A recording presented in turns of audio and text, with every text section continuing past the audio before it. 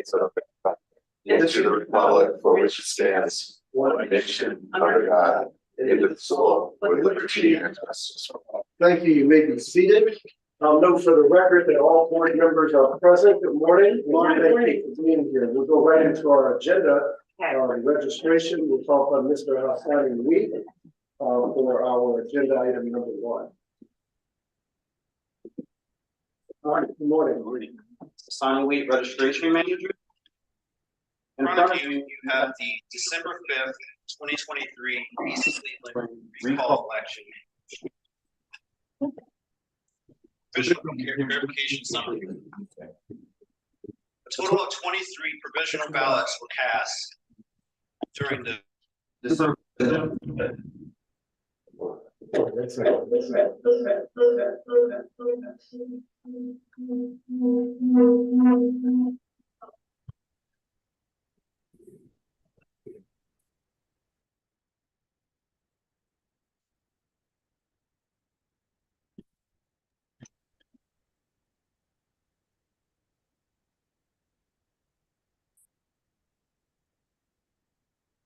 Okay, Mr. Williams. Yeah.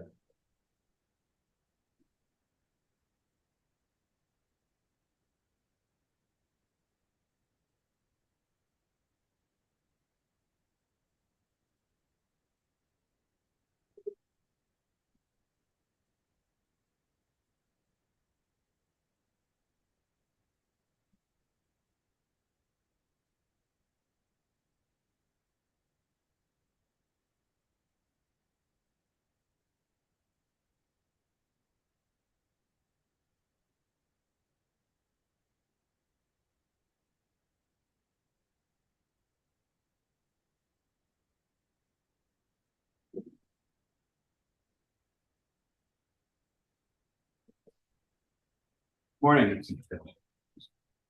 I'm Sonny Wheat, Registration Manager. I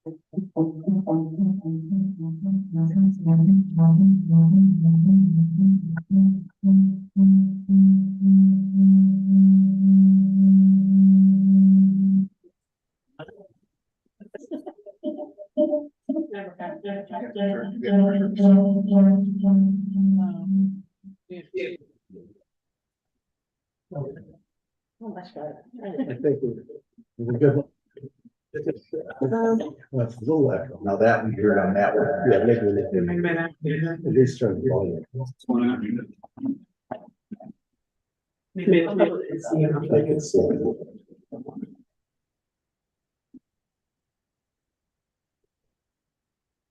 Good play, good play.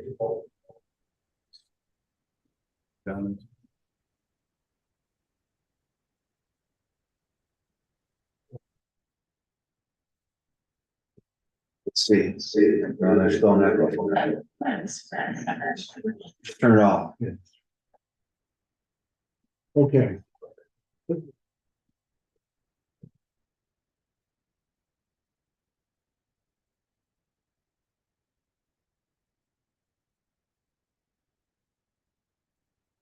Fast. Good. And public's able to hear. This is set up. Yeah.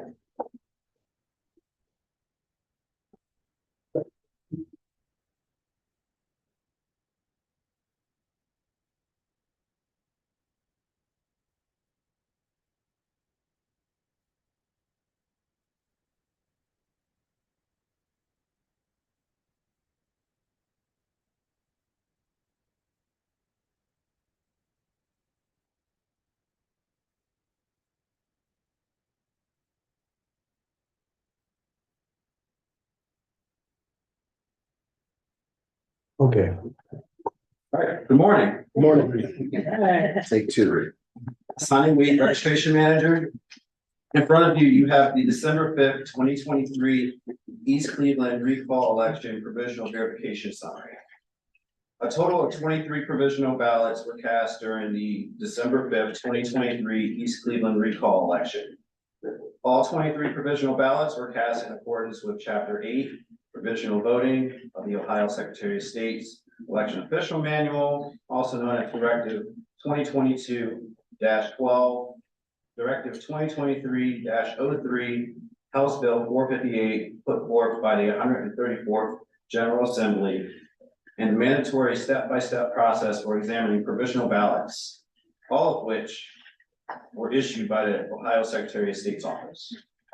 Of the 23 provisional ballots, 18 were confirmed to be valid provisional ballots.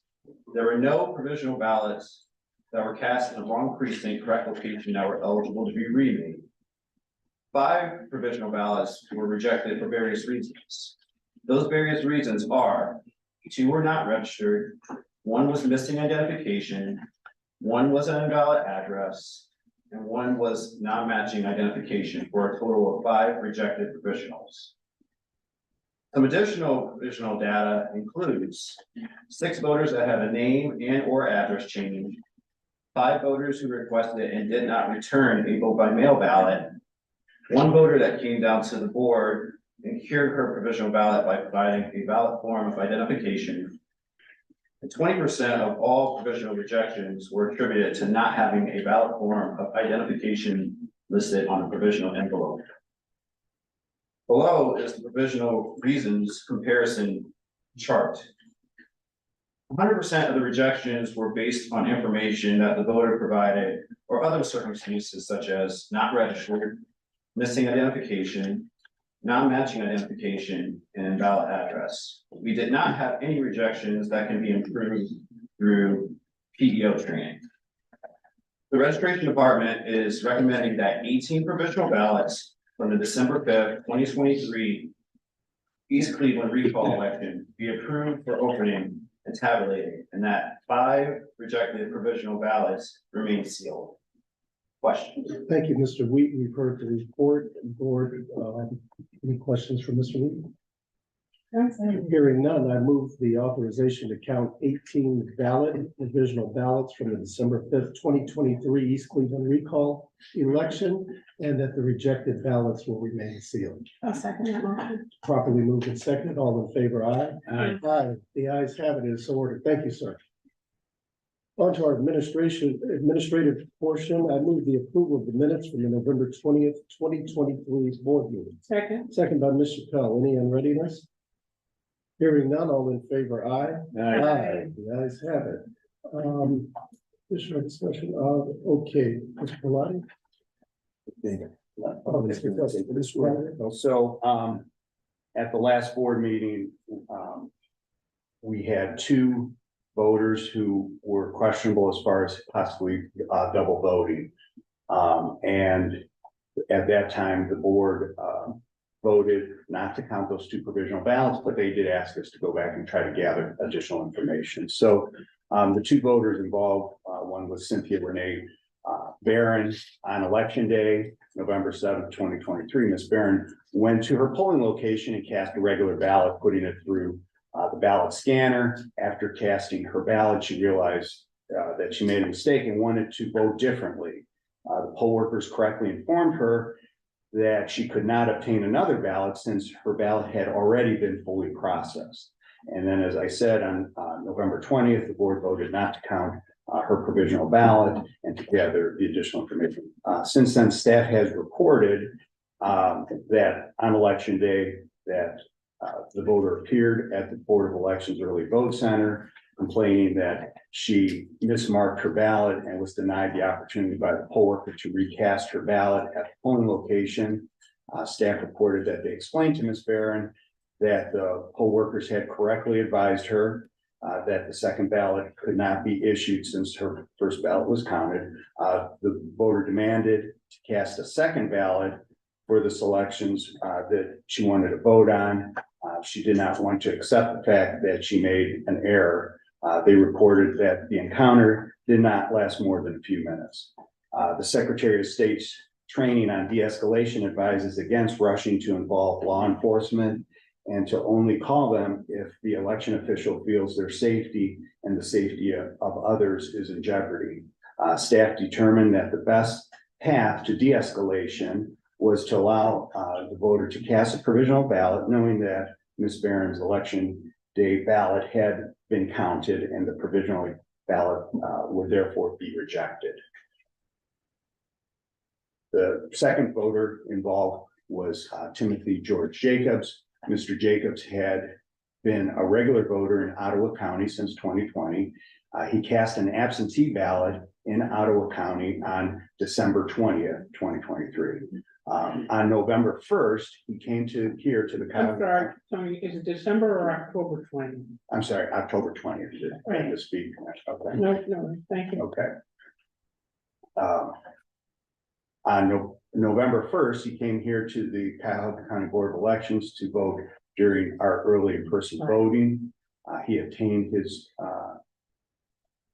he updated his registration address to Cuyahoga County by casting a provisional ballot.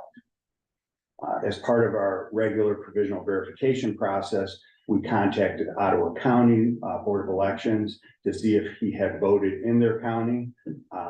They informed us that he voted an absentee ballot and that his absentee ballot was counted. We were unable to find a valid phone number or email address for Mr. Jacobs. On November 20th, the board voted not to count his provisional ballot and to send correspondence to the voter to gather additional information. So on November 21st, the Board of Elections sent a letter to Mr. Jacobs requesting that he contact us regarding the provisional ballot he had cast.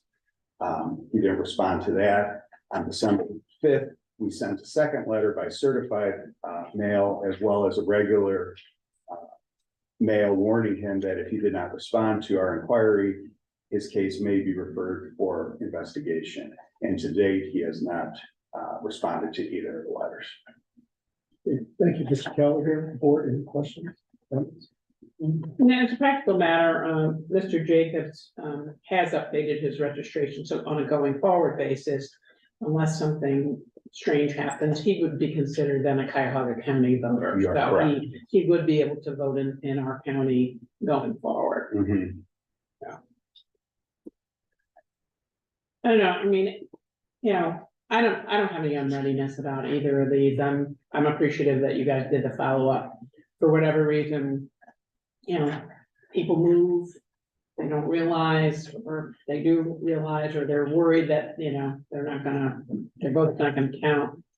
Maybe it'd be nice if he would have responded and said, hey, I was confused and I moved, but he didn't.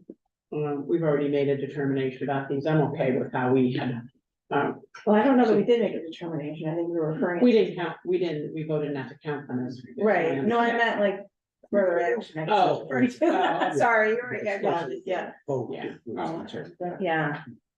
Any other comments from the? The only thing that gives me hesitation is that's a very short window though to cast two ballots, you know, and so, and then to cast two ballots in such a short window, so a couple of weeks, it's not like it was early on and then almost a full month passed, people do forget, and a lot of times it's people at their own household that forget that, you know, they mailed it in, so, and the fact that he was not responsive, that's the one I have a little hesitation on. The first one, I don't think it's great that she came down to demand, knowing that her ballot was already counted, but it sounds like, you know, staff handled it, and I mean, maybe going forward is giving a provisional the appropriate thing. I know we talked about that the last meeting, that's something maybe we should figure out.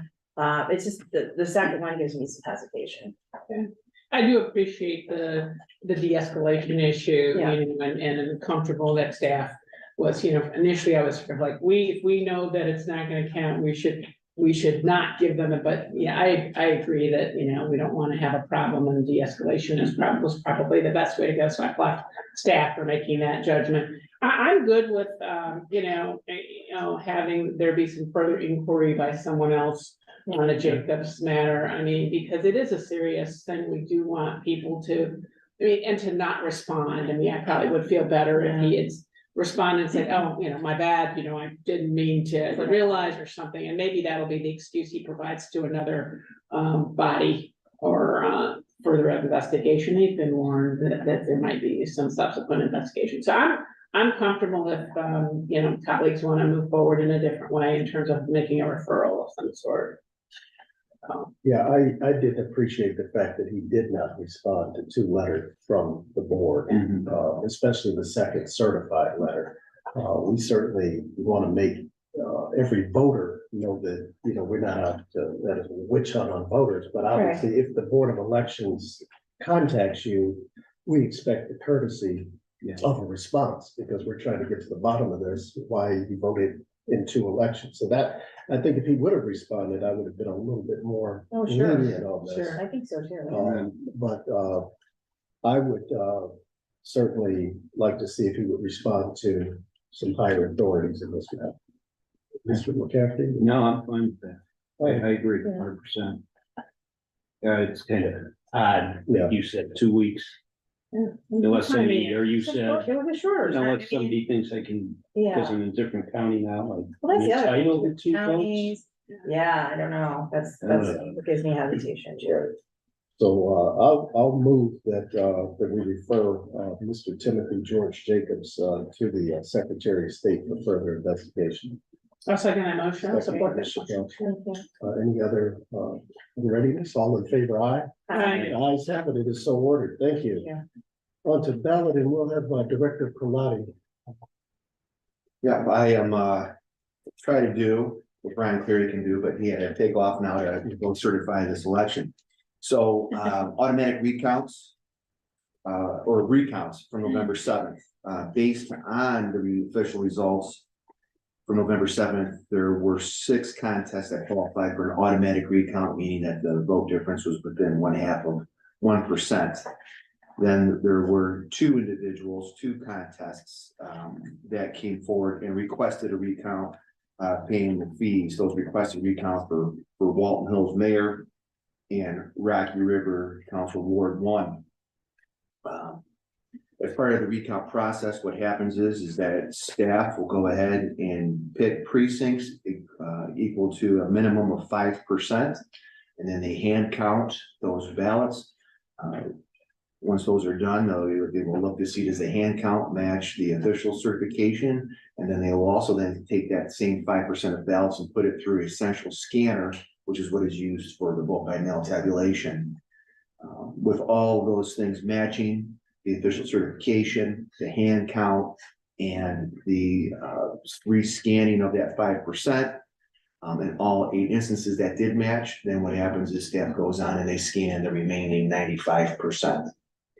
Through that process, we had exact match in all 8 of the contests, and over all 8, staff ended up hand counting 8,743 ballots.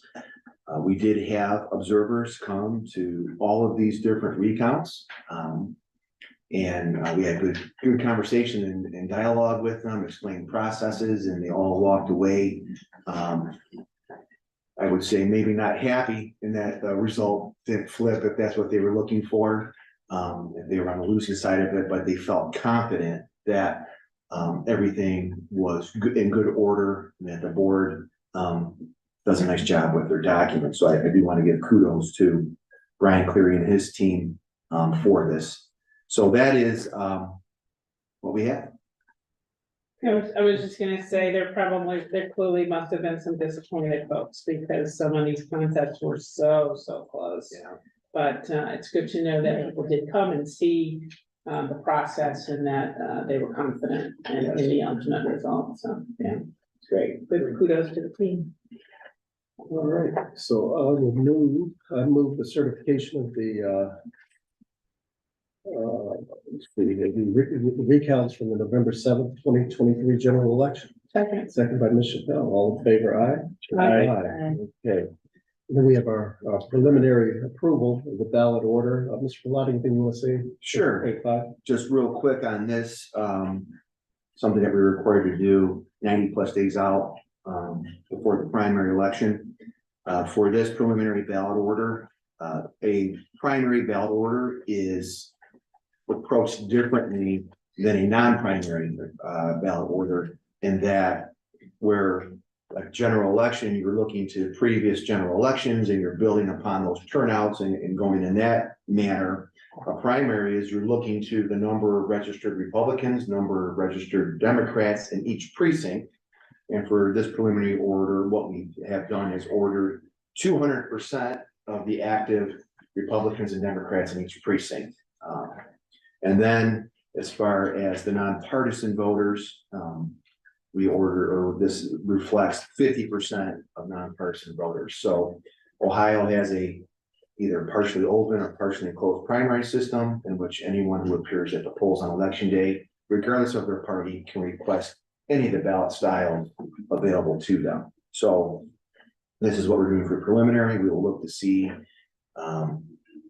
as we get closer, 30 days out, we'll have to have our final ballot order, and we'll make sure that we have ample ballots for all ballot types. And one of the things too is we'll look this upcoming Wednesday is the filing deadline. So you kind of see too who's on the ballots, what's contested, uncontested, those types of things, and we'll go ahead and finalize that order. But that's, I want to just kind of let everybody know it's different. It's a different beast than a general election ballot order.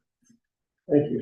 That's a question. So is the 200% percentage, is that an uptick from prior years, or is that what the number we've used in the past? We've used between 150 and 200%. Okay, but we're going with the top. Yes, special. and maybe we'll go even higher. Right. But And 50% for the nonpartisan, is that basically what we've used in the past, or is that an uptick as well? that's actually being a little bit higher than what we've used before too. And just as a reminder, a party ballot has the issues on it for those individuals, so it's not like they're requesting two. That issue only is just for those individuals who want to vote on the issue.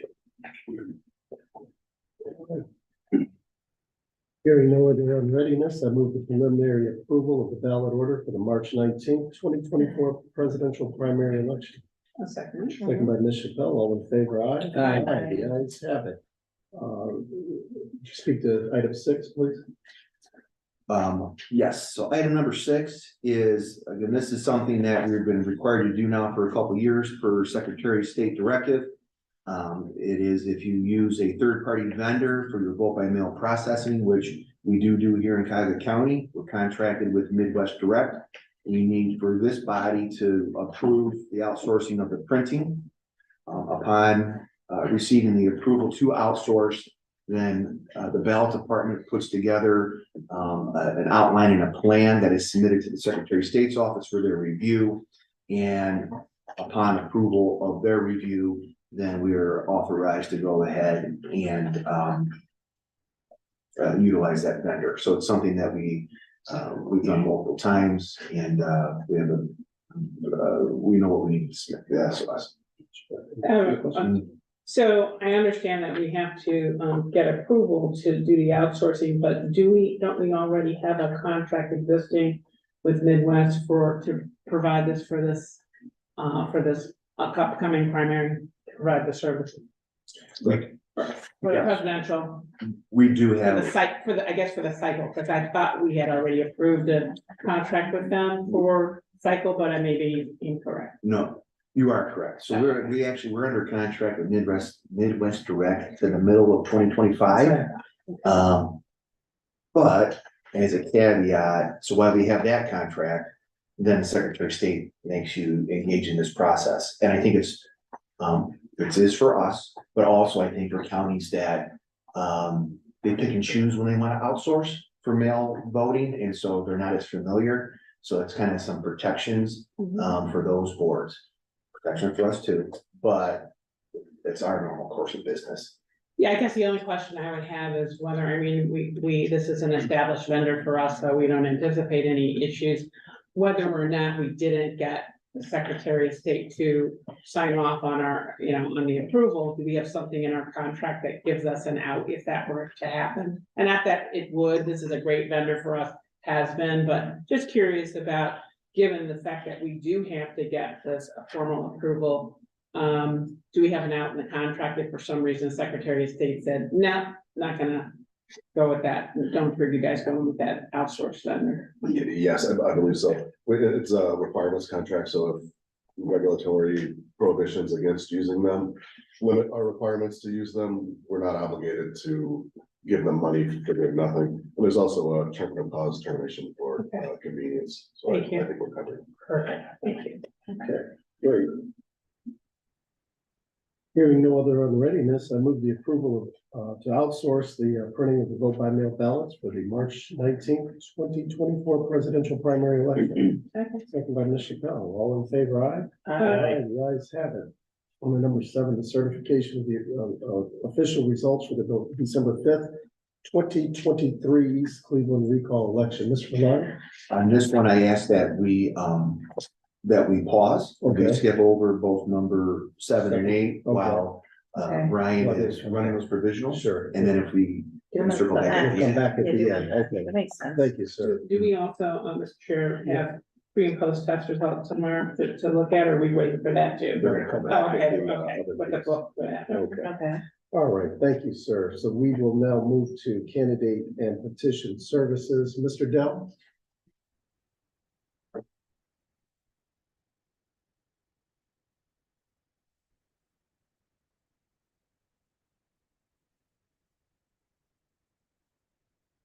Steve Dell, Supervisor, Candidate Petition Services. As the report and review, indicates, our VIP voting went smoothly, and we have a solid, reliable team. They're also adapting to the new, machines, really liking the ballot on demand, although they're not getting in all the steps that they used to, going back to the ballot wall. And this election gave them an opportunity to kind of ramp up August, it was just the 1 sheet, this one was 2 sheet. A few more, things to worry about, but everything went great. Some highlights, we voted 21,659 folks, and 79 of those were takeaway ballots where the voter took the ballot with them and cast it at a later date. Just so some comparisons, that number is about 1,500 more than what we did a year ago in the gubernatorial general, and just under 500 what we did in August of this year. Provisionals, we had 625, and 217 of those were on election day. So folks came down here wanting to vote and realized they had a different address. So cast them ballot. But just a note on election day, we also directed 585 voters who had a valid, up-to-date registration record and need to vote at their polls, thinking they could come down here. We're kind of a victim of our own success, maybe, I don't know, people just come down here. So I mentioned in the report that the last week and the last weekend, we ramped up our staffing, adding a few more temporary employees, but then we also brought in full-time staff from CPS and also from registration, which was a big help with us. We really appreciate their help because not only do they help with just regular voters, but also 2 of them were dedicated to just handling provisional voters. And well, the thing is, provisional take a little bit longer to process, there's a little more involved. And that was sort of a release valve where we were able to push those folks down and the regular staff continue on with the just regular voters. So yeah, we had 27 stations plus the 2 provisional assistants that last weekend.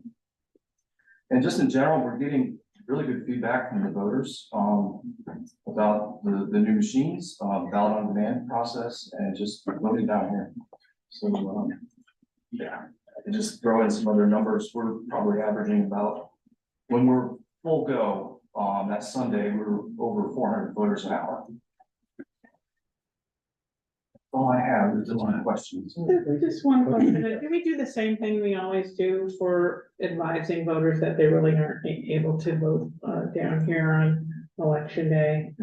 So we did basically the same Yes, informational stuff, okay. yeah, we push it out, but I think it's because one, you see, they want to get his autograph, Yeah. so they come down.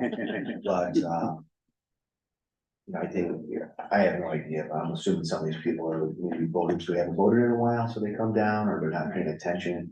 So, but we'll continue to, I've heard how wonderful and smooth the process is for early in person.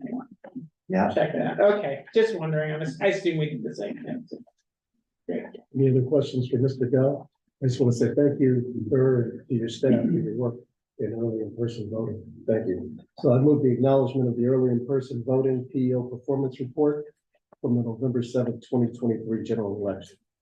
Second by Ms. Chappelle. All in favor, aye. Aye. The ayes have it. Thank you. On to agenda item number 10. I move the acknowledgement of the intent to retire from, resignation from, and appointed to elected office.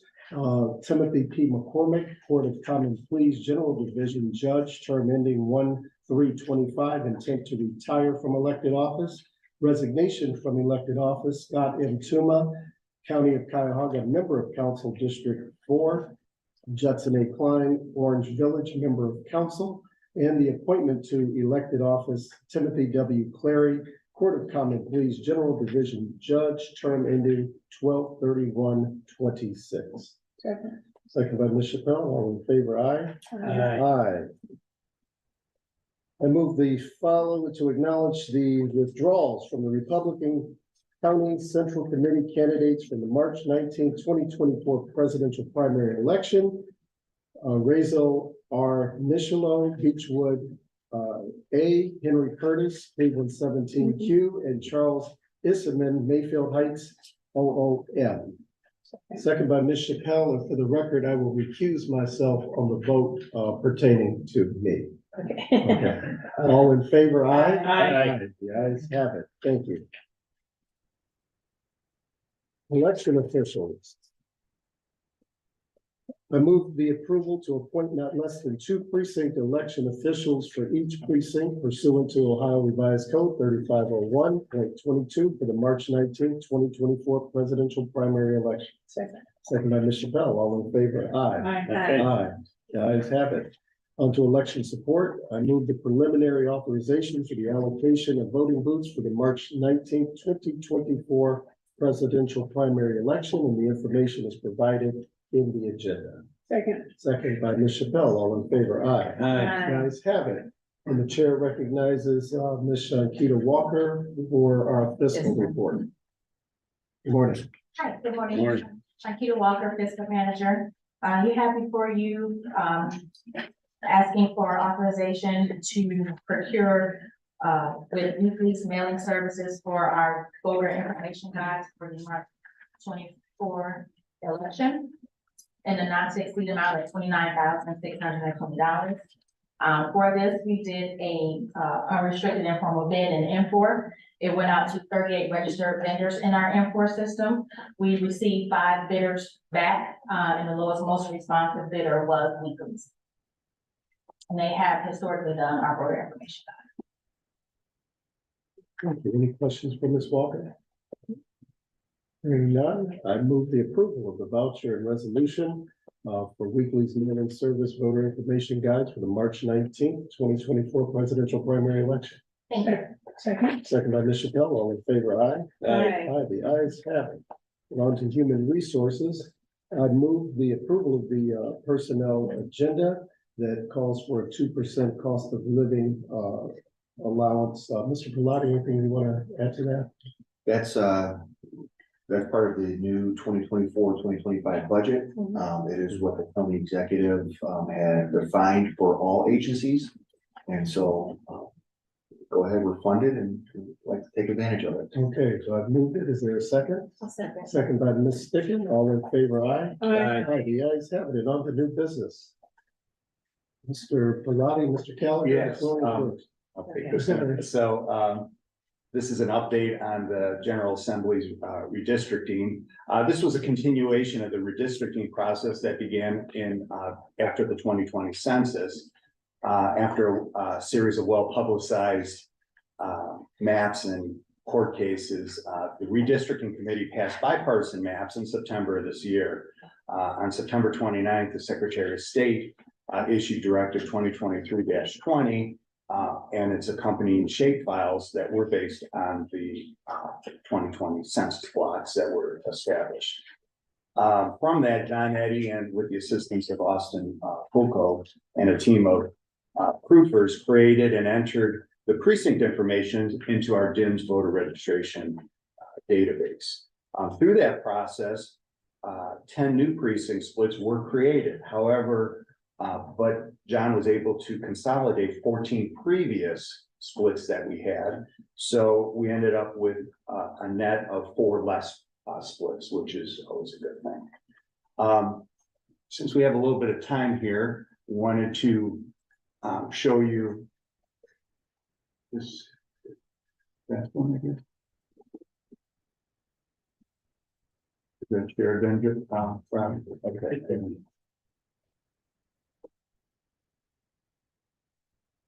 So, this info, one thing I want to say is our website has so many great tools, and we really want to encourage voters and candidates and people to go ahead and utilize these tools, because a lot of the information that people are looking for, yes, you can call the Board of Elections, you can go through our IVR automated phone system, which can give you a lot of information, but going to the website really is the most hands-on way to do it. So these redrawn maps are available on our website. So if you go to 443vote.us or .gov, or just Google and look for the Cuyahoga County Board of Elections, you'll come to our homepage here, which does have a lot of great information here. If you go up to the top over here where it has maps and data, you would click on that, and it would give you an overview of the information that's available.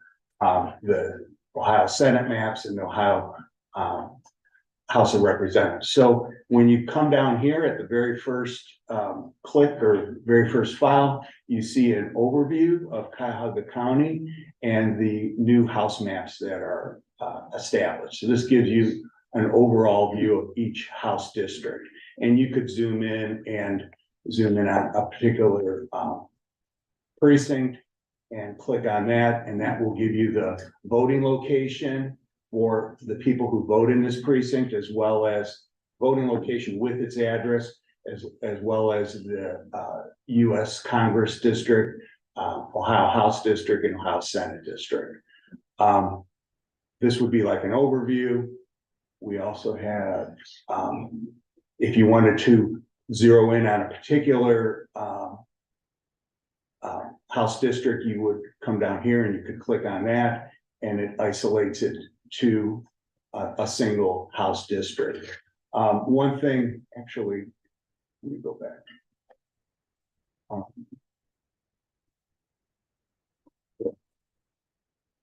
Thing you'll notice is House District 23 is shared with Lake County. This portion over here would be with Lake. Actually, let's go to the overall view.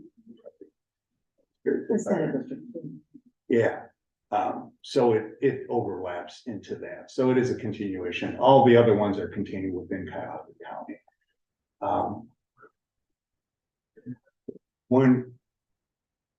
So let's just go. So if you pull in House District, again, a voter could zoom in on the particular precinct that they live in. If they don't know where they live and they're like, okay, I don't even know what precinct I live in, over here is a box where you could enter your house address, and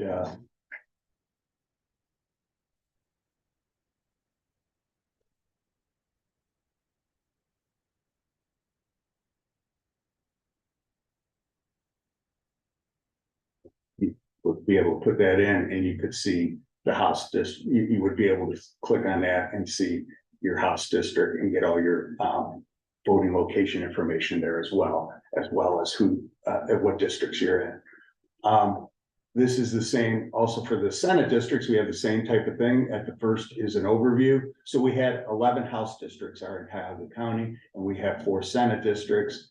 The Senate districts, for people who might not be aware, are a combination of the House districts. So over here, for instance, Senate District 18 encompasses Cuyahoga County's House District 19 and 23, as well as Lake County's House District 57. So it gives you a little bit of an overview here, but there again, you can see, and here, yeah, you can see the Senate District, how it expands over here. Same thing, again, you can zoom in, and actually this gives you an overall view if you're curious as far as what the district statewide would look like.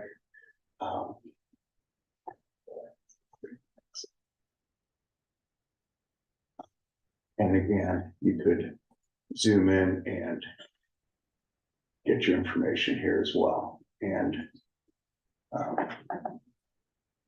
if you wanted to click on a particular Senate district, again, you can get that information here as well and see how the precinct lines are drawn. One thing is part of this process is, like I said, once it's entered into our DIMS database, we have bipartisan teams that go through and verify that all the information has been entered in correctly, One final thing I want to point out is over here, it has Find Your Legislator. And this is actually a Secretary of State's tool that we have available on our website. So again, if you were like, well, who are my legislators? You could, let's zoom in a little bit more. And you could click on different House districts and you can see the actual legislators who are in each area. You could click on that and if you were to click on the name, it would take you to their actual website where you could learn more about your legislator. So same thing with the state district. A little bit more over here. Again, you can see each of the different state senators in our Cuyahoga County. And if you were to click on that, it would take you to their website there as well. So again, since we have a little bit extra time here today, able to go through, share some of this information. It's valuable for candidates as well as folks. So And I want to add something to it. And one of the importance of that Find Your Legislator map, to build on what Tony said, is once we created this, we went into DIMS and the voter registration database and does all this work. What we show now is what the districts are to go forward, what candidates will file under. People who are currently in office hold those seats all through 2024. Right. We don't have a map of that. If you go to Find Your Legislator, that will reflect what the current ones look like now. Current, yeah. Yeah, so we're limited, we're not able to have, hey, this is what it is today, and this is what it is going forward. You have this transitional period, where now we have it on what it is as people will file and run for, and that's what's reflected there. But the Find Your Legislator, the Secretary of State's tool will take you to what they look like as of right now, prior to the change under the 2022 configuration.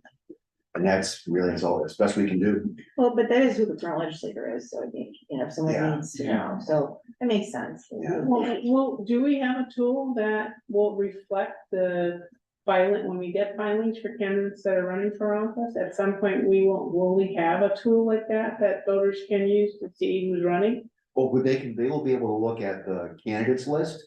Oh, okay, okay, but it's not on, It won't be a map view, but the Yeah, candidates okay. list, when they file, will Will show correspond up. with this configuration Okay. of what we have. makes sense. And then this is how we will process petitions based on these boundaries, things like that. On the new boundaries, right? The new boundaries, Right. yes. Thank you. Anything else, Mr. Kelly? No, that's it. All right, unless there's any question. good job. And the congressional map, to speak of, that's through possibly 26 at this point. But I'll give you one, that's the best answer. I can Okay. give you. All I know is that they will be the same in 24 as they Got were in you. 22, Okay, to be determined. all right. All right, Director. Voter registration cancellation, I wanna make sure everyone understands exactly what is going on with the cancellation. Actually, today, Cuyahoga County will conduct the voter registration cancellation that's associated with the 2019 NCOA process. Now, cancellations happened in 2023. Secretary of State put out Directive 2023-05, and that set out for the NCOA portion of the cancellation to be conducted in July. Then, as we all know, we ended up having an August special election, which postponed when we were able to do that because of the proximity to the close of registration for the election. So the Secretary of State from Directive 2023-10 pushed forward, postponed the cancellation until September. Well, Cuyahoga County and two other counties, Summit and Lucas, had September primaries. So we were not able to cancel voter registrations in September as the rest of the state did because of that primary. So the Secretary of State told us, date to be determined, would let us know. They initially had indicated that it would happen after the March primary, and then they reviewed further, and they came back on November 30th and said, you need to do this on December 18th. Because there is a prohibition of 90 days before a federal election. December 20th, Wednesday is 90 days, so it created this window for us to do that. And so what the NCOA process is, there's two parts. There's the NCOA and the supplemental. This only deals with the NCOA process. So back in 2019, the Secretary of State got a list of address changes that were filed with the United States Postal Service, compared that address with the post office to the statewide voter registration database. Any mismatches, those individuals are identified for NCOA and sent out a notice at that point in 2019, basically putting them on a clock saying in 4 years, if you don't engage in activity, your record will be canceled. So in these 4 years since 2019, what happens is now we look back and we see, is there voter activity? Meaning, did they vote? Did they sign a petition? Did they even submit a vote by mail application and not vote it? If they did not do that, then they didn't have activity. Or if they didn't update their registration with us. So now those individuals are meet the criteria for cancellation. Now, with the first directive that came out back in March of this year, we sent notice to the individuals who were on the list to be canceled to give them a heads up. And so that's when we were made aware of this. Originally in 2019, we mailed out 31,342 notices. And this past Friday, we had to submit a file to the Secretary of State's office, seeing who from that 31,342 hasn't done anything in 4 years, and that number came to 3,566. So that's what is on our list. We submitted that file to the Secretary of State on Friday. Today, they will give us approval, make any adjustments based on a review that they do, if they have any adjustments, and then we'll go ahead and we will cancel those in our system today. Tomorrow, we will upload to the state then the actual list again of those individuals who are canceled, because before we pull the trigger today, we'll do one more sweep to see that anything come in over the weekend. Did we get a petition that we processed and someone signed? If so, they will come off. And if not, though, we'll have that final listing then. That will go, that list is eligible for public records requests. Typically, the political parties request those to see who was canceled, and then that's what we'll do. So a lot of what we're not doing is the supplemental cancellation, and that's the one where it looks to this point in time. You look back 2 years. If there's no activity, then you send out a notice, and you look for 4 years. So that's a 6-year window of inactivity. That's not part of this. This is strictly who updated with the post office, did not update their registration with the Board of Elections, and now hasn't done anything in 4 years since that, 2019. So we put out, when we got notice, we sent a press release out. Nobody picked it up, but we're gonna try to get the word out that this was happening. I'm quite sure. How do you track people that sign petitions? So when we get a petition, You enter those all in? yeah, so as we view anyone, we'll put in, if it's, other than they're not registered, because they're not in the system, the other ones we'll put in if they're valid, or if they're invalid, we'll put why. non-matching address Wow. or a non-matching signature, whatever it is. So we have those records and we're able to pull from there for voter activity, as well as produce our reports to show how we got to where we were on an individual petition. So of the 3,000 some odd voters who are a part of this maintenance and the removal. If any of them show up then for the presidential primary, I mean, a lot of folks will be active or want to be active for the primary coming up in March. They just simply will find out that their registration's been canceled and they can re-register. Right, Is that correct? so what can happen is they will be eligible to re-register anytime between now. Yeah. And the close of registration, which, don't quote me, but I believe February 20th. So if they do that, they will be able then to vote a regular ballot in March. If they appear at the polls and they did not re-register, they would be given a provisional ballot, which would re-register them, but their ballot would not count for March, but then they would be in order for November. So the notice that they will receive advising that their registration has been canceled as of today, those 3,000 voters. Will it flag the February 20th deadline for them, so that they, We actually don't send oh, out, we didn't send them a. no, we gave them the heads up in March. And then, Well, but the parties can make that, Campaign. yes, and I think typically that's probably where more of the activity happens, is at the Okay. party level. I know we are obligated to manage our voter rolls and that this is part of that process. But it is a little concerning to me that, you know, if people don't really know, we're the only ones sort of, you know, cognizant of these dates and these deadlines. So somebody could understand perhaps that their voter registration got canceled for lack of inactivity. But if they get that notice after this February deadline, then they won't be able to have a vote count in the presidential. Okay, but that we do not send a notice, but the parties, respective parties can obviously follow up in that regard.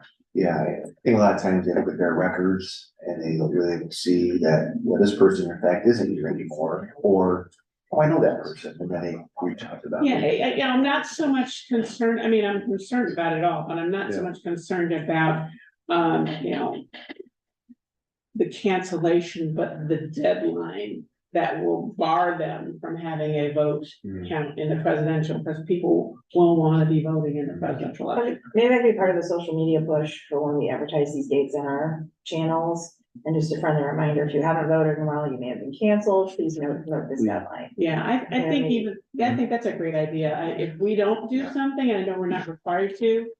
But, you know, again, it's important for us to be informing the voters. And, you know, people won't have February 20th, did you say? I'm not holding you to that date. But it's, you know, some people won't even begin thinking about, oh, I want to vote, and that will be their activity or their planned activity. And if they miss the deadline, then they're gonna be, you know, out of luck, so. Yeah, I like that idea. Once again, going back to the website, it's a great tool, checking my registration. And it's easy to find on there, I believe. At the top, it says voters, you could click on there if you're not sure if you're registered or what your current registration address is, that information is there, also directs you to your polling location. Really a lot of great tools, Although you query whether the voters who haven't voted had any activity over this period of time are gonna access our great tool, as opposed to, you know, yeah, maybe they will, maybe they won't. So, Well, it could go out in that way. Yes, Yeah. communication would be, you know, also you could check our website. Yeah. Get your most Yeah, recent you're right. information. that's part of your social media update, Yeah. that'd be great. Yeah. Anything else on that matter? No, only if there was any other questions on it. All right, hearing none, we'll move on to our election administration plan update. Thank you for the supplement that we had in here and we were able to review it. And the chair recognizes Mr. Peter James. Good morning. Good morning. Peter James, Election Administration Administrator. As Henry mentioned, I emailed to board members about a week and a half ago, the election administration plan. The SOS election, election official manual requires all boards of elections to produce an election administration plan by at least 60 days before presidential primary election, or 120 days before even your general elections. So we'll be coming back again this summer with an updated EAP for the presidential election. As in addition to being required, the SOS also provides a template of the categories, the table of contents that was in the election administration plan that was provided by the Secretary of State, which was helpful in terms of being able to gather and organize the content for the EAP. As you guys would have seen, this is a rather large document, 258 pages to be exact. So I want to thank everybody in the agency. There's almost every department is touched upon, it has an impact in the election administration plan. So thank you to everybody who provided that information. I would imagine our election administration plan would, hold its own with any other EAP in the state. And it's been built on previous election administration plans. We didn't create this from scratch. So previous work has definitely helped us get a solid product. Just quickly want to touch upon a few changes that we made to the EAP since we last did this in the summer of 2022. In the poll worker section, we updated the curbside voting process to reflect the change to that process that we implemented in 2023. Curbside ballots are now scanned at the polling location versus previously they were returned to the warehouse and tabulated there. Under the resource allocation, Tony already spoke to this under the ballot section, but we've updated the formula for how we're going to create the ballot order for specifically the March primary election, based on the number of registered voters in each precinct and the number of nonpartisan voters. Under the pre-election day and election day communication plan, we updated the polling location change process that we have as an agency to reflect the transition to a program called Smart Sheets. I believe, I think you maybe wanted to learn a little bit more about what Smart Sheet is. Thanks, yeah. Sure. Tony gave me that heads up. Yeah. I did ask that question. Well, Smart Sheet, they call themselves a work management tool. I guess at a basic level, there's a little bit of similarity to Excel in that it has rows, columns, cells. There's formulas that control different actions, but it's more robust, one, and two, I think it's a lot easier to use. Let me just use this one as an example here, the polling location change process. Previously, there was just a paper sheet that election support would fill out when there was a change to a polling location from the previous election to now. They put in the key information about, what the location change is, the address, how many precincts are served, what those precincts were. And then the sheet would just get handed around. There's about 10 different, almost every department in the agency either has some action they have to take or they need to sign off on it. So it would just get passed around. And then once a particular department took an action, they would sign it and it would go to the next person. Okay, it did its purpose, but the main drawback to that was a couple, but one of the main ones is you don't really know where you are in the process, particularly like the sheet just lands somewhere and there's a few days they don't take an action. There's really no way to know anything was happening. Now with this Smart Sheet, all the same steps are taking place, but anybody who needs to take an action on the Smart Sheet, they can see where we are in the process at any time. And Smart Sheet comes with it has a built-in form function. So instead of having this piece of paper that had the key details, election support would fill out a web form. And as soon as they submit that web form, that information gets dumped into a new row in Smart Sheet. All that information. And the nice thing about this is Smart Sheet can be set up to automate alerts. So anybody who needs to take an action in this process at some point gets an initial email, says, hey, X location in Cleveland has been changed to Y precincts. So now everybody's knows, oh, okay, there's a change coming. And then as each step is completed along the way, when it's done, the next department that's in the step would get an email, or not necessarily everybody. So, ballot, marked off that they updated their system, whichever was the next department in line would get an email and let them know to do it. So on and so forth until you get to the end of the process. So I mean, that's been a big improvements. We used it for the last 2 elections, so it's very useful in terms of being able to see what you do. And I guess I'll quickly touch upon one of the other items in the EAP was the. Thanks for that explanation. No problem. One of the other things I wanted to touch on was the master calendar. That's also, it was like the last section that was required in the EAP. Henry, remember this from working here, but that's also in Smart Sheets. Basically what it is, it's a giant task calendar. And to give you a sense of how giant it is, I just looked this morning, there's 1,337 tasks that we currently have in our task calendar for the March 2024 election. And again, what the Smart Sheet does with this one is, you put in, each department, over the years has put in, all the various tasks, even down to real small ones, because it's very easy to overlook something. They put the task in there, they put down, a deadline date, which is usually either a number of days before or after the election. So we're putting this into Smart Sheet. They put down 3 or 4 names of people that are responsible for executing that task. Okay, so we get that all set up, and then when that task is completed, there's a date finish cell in there. They mark that as complete. That particular item will change color. There's a little cell in there that has either gray, which means the task has not been completed but hasn't reached its deadline, or if it's turned red, which means the deadline is already passed. Green, if you mark it, later task, it turns green. And Smart Sheet's set up so that if the deadline passes, say there was something due today, it doesn't get marked as being completed. Overnight, Smart Sheet will send out an automated email to the contacts listed on that specific task saying, this task is due, please take action. So that's very, very helpful because as you said, with so many different tasks on there, I'm sure we ask people to check it fairly frequently, but if they miss something, the system will automatically alert them that they need to take action.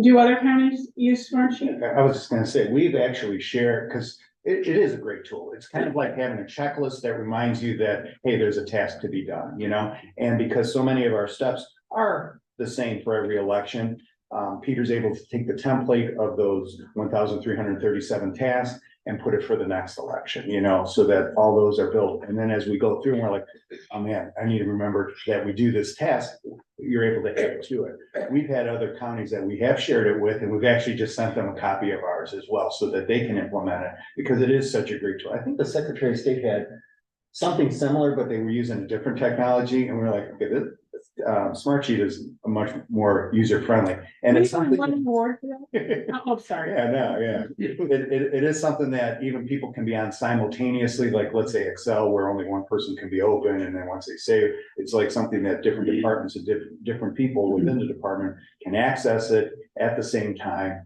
and update it accordingly. It's terrific. Yeah, it's been really nice. So we use it for several other things. Let's see. I need one of those too.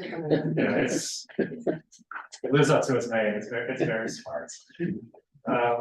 Also shout out to election support. They've, again, getting the technology, they have moved off of sending postcards to polling locations, drop off locations to solicitate agreements to use their facilities for elections, and are moving towards email. And I think they have a system for that as well. A couple other things under contingency and continuity planning.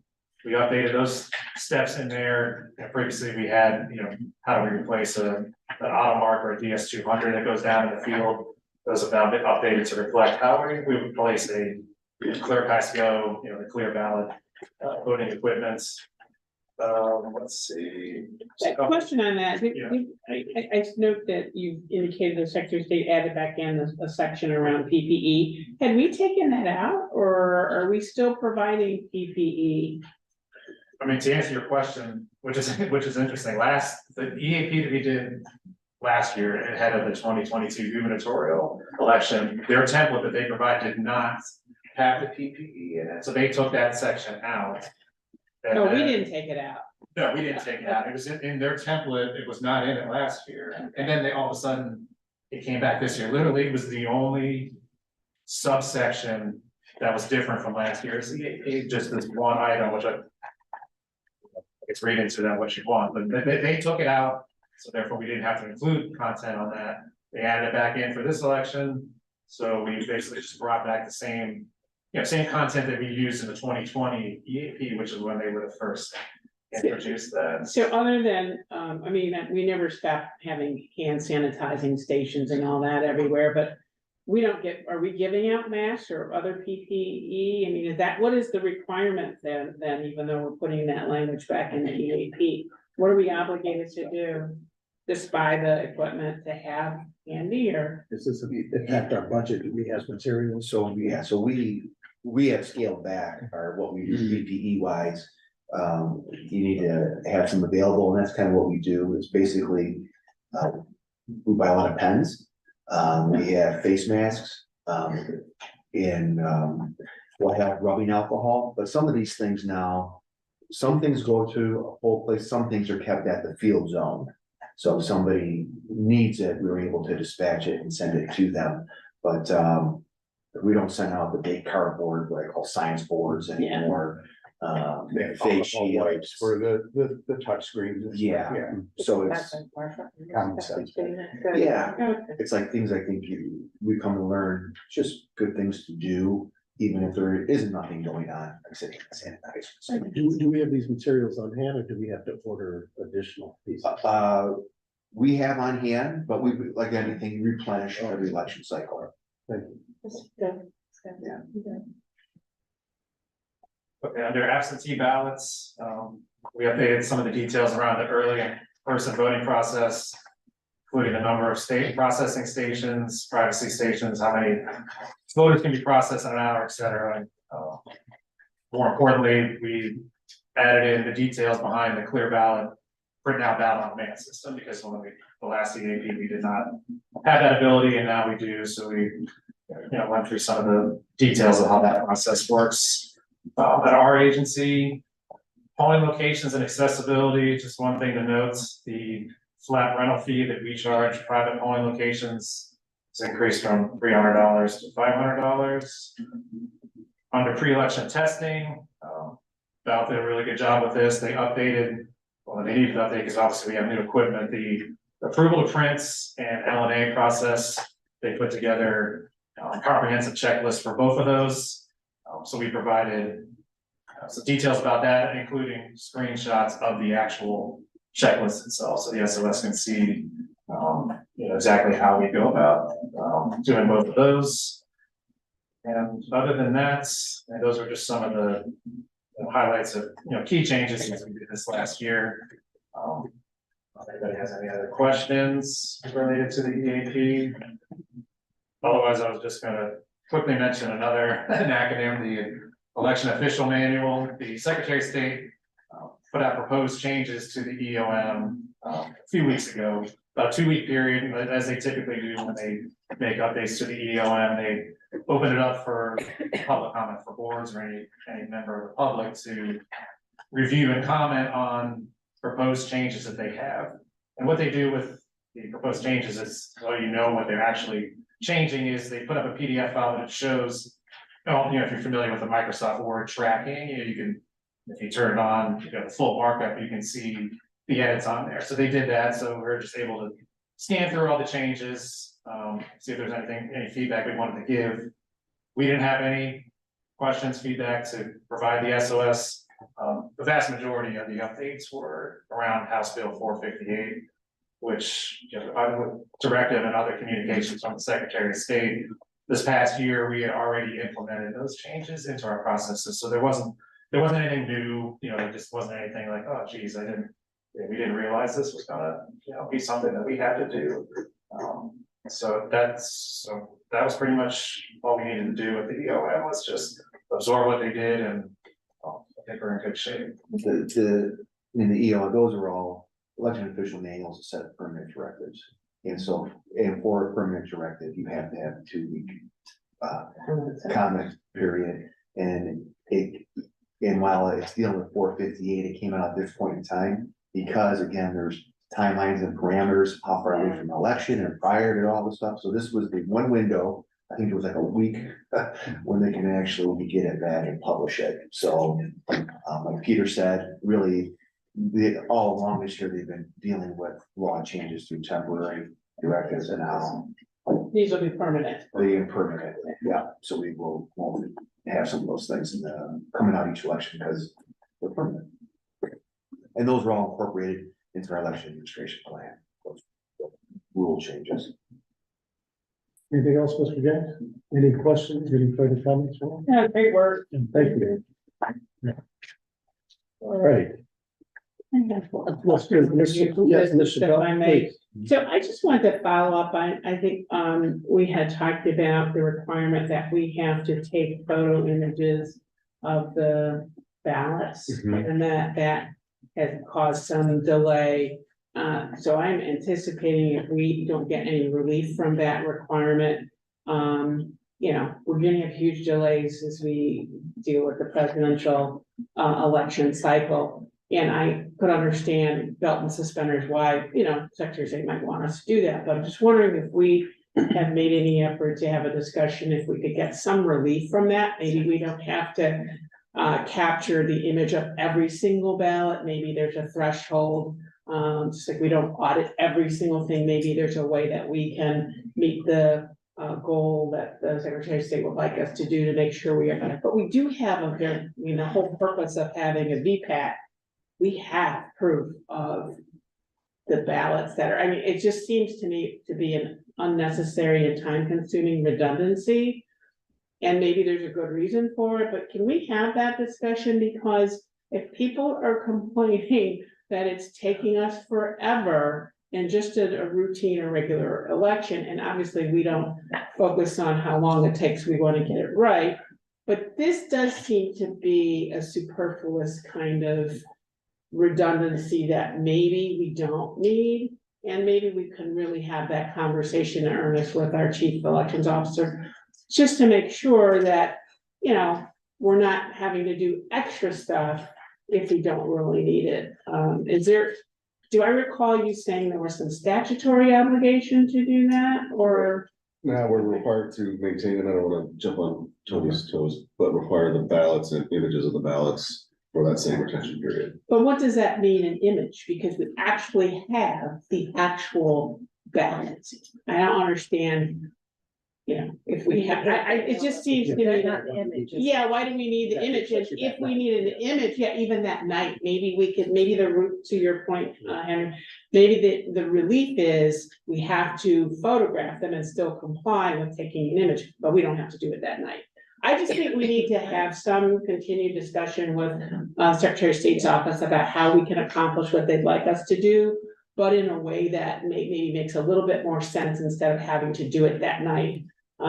So that's fine, just to follow up on our discussion about that. Sure, and I will add one thing to that. So with some year-end funds that Sean Keita was able to find, I have already purchased an enhanced or more powerful server that will go as part of that system that will also help with speed processing. It's more robust to also help through that. So, and we'll have 2 of those. So as we talk to the Secretary of State, I think now we'll also have some physical hardware to come up with some other ways to do where we may be able to upload numbers, upload numbers here, images here, and then they come and they merge together after the fact. And so we can maybe meet the compliance that we need to, but we also have now uploaded results similar to how we did in our previous vendor world. So. Does the statute say that it has to be done at that night or contemporaneously with the receipt of the election result? Is there something in the language that requires us to do that function that night? I think it's the creation of the image, and I don't wanna get out ahead of my skis on the technology of it, and also that there's some kind of, a little bit of a dispute over what we have on election night. But that image is created for a millisecond, and then reads the ballot and tabulates not tabulates, but and Tony, I don't want to use the wrong technical terms. Okay. If we can just revisit the issue to figure out, we have a lot to do on election night, and then the common complaint is, it takes so long. and it's only gonna take longer in this next cycle of elections, so maybe we can get some relief. Get ahead on it. Yeah. And then if we do have a solution that's acceptable to everyone, using the primary as a chance to try it before November, I think is a good idea too. Yeah. Yeah, 100%. Mr. McCaffrey? If, do we have the capabilities or currently, if we were given the okay to separate, I mean, will the machinery do that beyond the servers? So, Clear Valley has told us that it can. Can be done. We've asked them to do some more testing on that. Okay. With them, we actually, Clear Valley's coming in this Wednesday. About 4 or 5 people from corporate, developers, researchers, all that, to sit down with some of us to kind of, we want to talk about what our experiences were this year and on a go forward, what we want to see them develop, and talk through some of these things too. And see what can we have in place for March.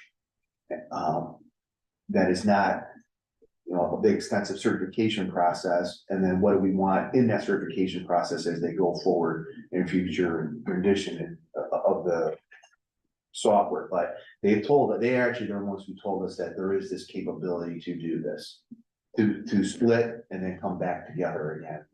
So, but like anything, we want to test, we were gonna do our testing, we want them to test. Because we want them to rely on them as our vendor to say, yeah, this is how this works.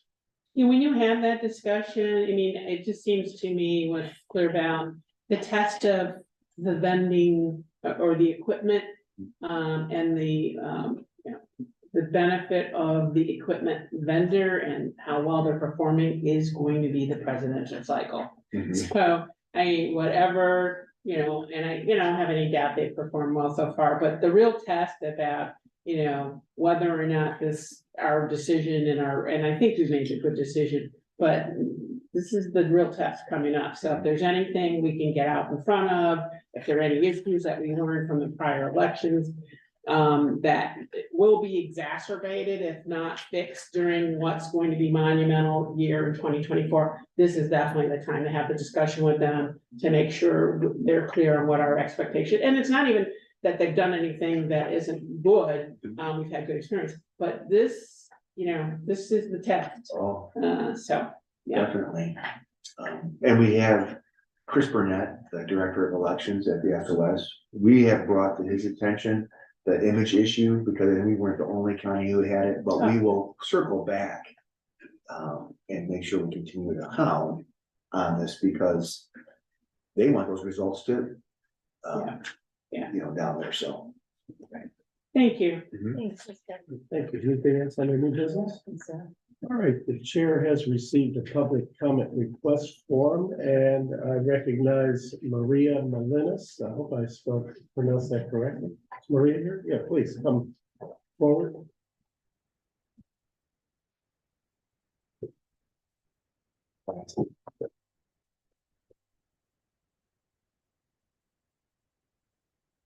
Welcome. Would you please state your name and spell it for the record and your address for our court report? Thank you. Maria, Maria, last name is Molinas, Melinins.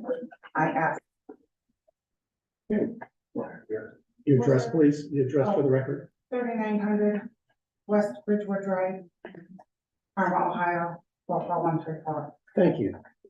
You will have up to 5 minutes to speak to us, and our clerks will record the time. The floor is yours. Thank you. Well, I wanted to know if any of you guys have seen or read the Halderman report, which clearly states and outlines the discrepancies in your voting machines that you use.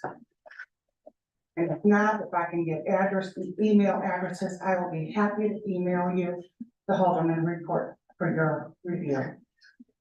Okay, you may give us that information through our board clerks, and they can speak to you afterwards, and then you can disseminate that to us through them. And they will, yes, then the clerks will then give us the information that you want to provide. Okay. And can you, my other question for y'all is, why does the Secretary of State have a hand in the state and federal part of our elections? That's a question that'll go for our clerks. So the way this works, you speak to us, we don't speak back. We take all of the questions that you have are recorded, and then we will come back and give you whatever answers Yeah. that we have to that. So this is for you to speak to us. We don't speak back.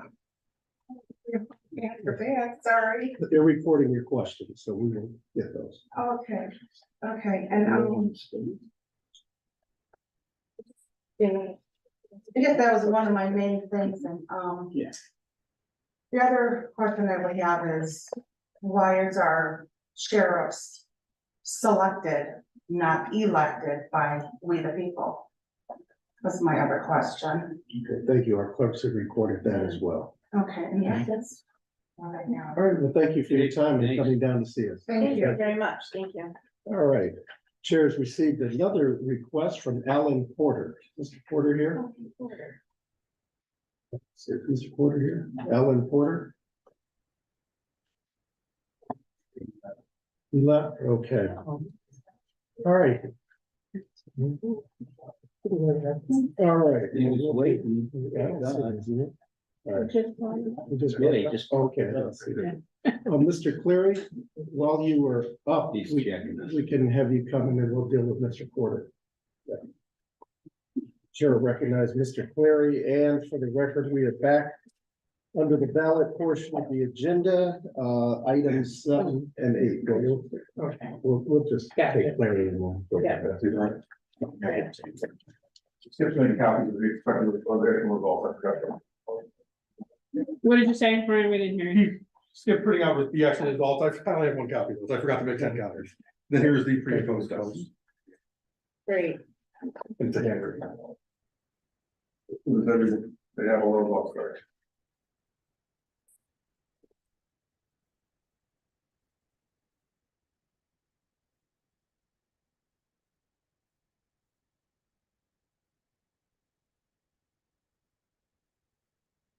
So good morning. Morning. Before you should have a copy of the certification report, and Skip is printing out the official results for the December 5th, 2023 recall election. There were a total of 1,084 ballots cast in this election, and the ballots break down to the public. The election day ballots, there were 800. Vote by mail, there were 132. Early in person, 114. There were 18 provisionals. There were 0 post-election days or curbsides, and there were 8 post-vote by mails.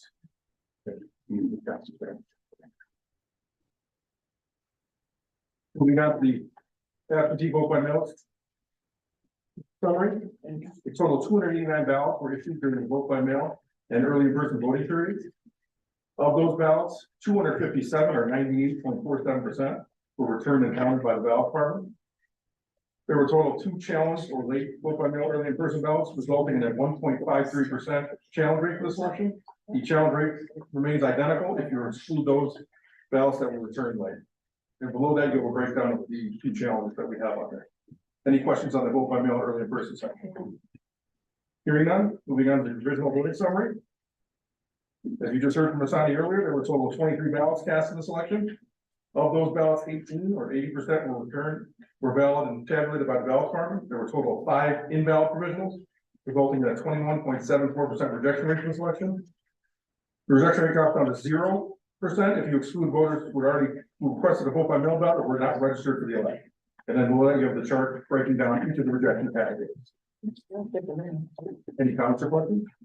There were no remakes, so the chart on the next page is completely blank. There were no overvotes in this election. 15 precincts were involved in the election, and voter history is complete. Ballot cancellation is ongoing. There are no automatic recounts. The requested recount deadline is moved to Wednesday, December 27th because of the holidays. Yeah. We will perform the post-election audit on January 8th when we get back from our holiday. Since it's not a required one, we will do that, and it will be this race alone.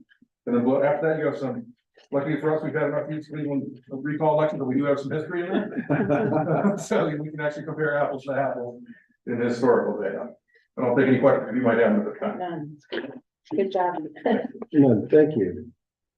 Okay, so we have no remakes, so I do not need to authorize the approval to remake any. Yeah. So we'll go to B. I move the authorization to approve the absentee ballots from the December fifth, 2023 East Cleveland recall election. Second. Second by Ms. Chappelle, all in favor, aye. Aye. The ayes have it.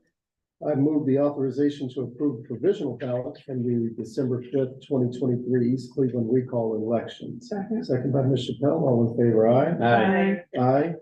And I move the acknowledgement of the pre and post test results from the vote tabulation system from the November fifth, 2023 East Cleveland recall election. Oh, did I'll you- second it, but where do we have it? It's right here. It's right here. Oh, okay. It's right here, yeah. I'm sorry, I didn't pass Oh, it that's back. okay, no worries. Let Ms. Chappelle peruse it. Okay. I'm sure it's short and sweet. Yeah. One day, Then we won't have. Don't change that. I'm looking for my zero. Are they put together here? Expect the other. Oh, God. Okay, there we go. All right. Okay. I did second. Any it, second, yeah. okay, it's properly moved and seconded. Any unreadiness on item D? Hearing none, all in favor, aye. Aye. Aye, the ayes have it, and I move the certification of the official results of the December fifth, 2023 East Cleveland recall election. Second. Second by Ms. Chappelle, all in favor, aye. Aye. The ayes have it, in item eight. Okay. I move the acknowledgement of the date, time, and place of the post-election audit for the December fifth, 2023 East Cleveland recall election. Second. And that will be, that's January. January 8th. January eighth, okay. And we'll get that posted to the website. Thank you, sir. Been properly moved and seconded, all in favor, aye. Aye. The ayes have it. It is so ordered. Thank you very much. And on to public comment is Mr. Porter. The chair received a request. Yeah. Mr. Porter, if you'd come forth. And please state and spell. Yes, hi. Please state and spell your name for the record and your address, sir. Alan Porter, 28300 Center Ridge Road, Westlake, Ohio, 44145. I appreciate this opportunity to raise a question about voter integrity and voter harvesting. And it seems to me as a election judge for the last 4 years, the 4 elections, that we do a great job of managing integrity with the elections that are taking place in the voting, the voting facility. But I really am concerned about what happens to votes that have been harvested and delivered to voting places. And I have to know what steps you're taking to ensure integrity of those votes. Thank you, sir. Our clerks have recorded that question and then we will get back to you with an answer. All right, thank you. Okay, thank you very much.